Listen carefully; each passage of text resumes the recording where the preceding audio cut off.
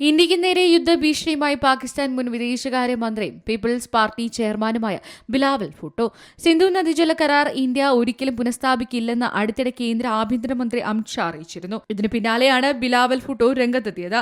National assembly budget സമ്മേളനത്തിലാണ് കരാർ നിർത്തിവെക്കാനുള്ള ഇന്ത്യയുടെ നീക്കത്തിനെതിരെ ബിലാവൽ ഭൂട്ടോ സംസാരിച്ചത്. ഇന്ത്യക്ക് മുന്നിൽ രണ്ട് വഴികളാണുള്ളത്. ഒന്നുകിൽ സിന്ധു നദീജല കരാർ പ്രകാരമുള്ള ജലം ന്യായമായി വിഭജിക്കുക, അല്ലെങ്കിൽ സിന്ധു നദീജല കരാറിൽ ഉൾപ്പെടുത്തിയിട്ടുള്ള 6 നദികളിൽ നിന്നും ഞങ്ങൾ ജലം പാകിസ്ഥാനിലേക്ക് എത്തിക്കും. സിന്ധു നദീജല കരാർ ഇനിയില്ല, അത് അസാധുവാക്കപ്പെട്ടതാണെന്ന് ഇന്ത്യ പറയുന്നത്. അത് നിയമവിരുദ്ധമാണ്. ആ കരാർ ഉപേക്ഷിക്കപ്പെട്ടിട്ടില്ല.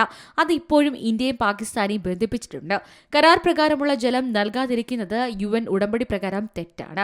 ഇന്ത്യയും പാകിസ്ഥാനും പരസ്പരം സംസാരിക്കാൻ ഉദ്ദേശിക്കുന്നില്ലെങ്കിൽ, ഒരുമിച്ച് നിന്ന് തീവ്രവാദത്തിനെതിരായി പ്രവർത്തിക്കാൻ തയ്യാറാകുന്നില്ലെങ്കിൽ ഇരു രാജ്യങ്ങളിലും ഭീകരാക്രമങ്ങൾ കൂടുതൽ രൂക്ഷമാവുകയുള്ളൂ. ഇന്ത്യ രാഷ്ട്രീയ ആവശ്യങ്ങൾക്കായി ഭീകരതയെ ആയുധമാക്കുന്നു. ഫിനാൻഷ്യൽ ആക്ഷൻ ടാസ്ക് ഫോഴ്സ് മുന്നണിയിൽ പാകിസ്ഥാന്റെ നേട്ടങ്ങൾ തടയാനാണ് ഇന്ത്യ ശ്രമിക്കുന്നത്.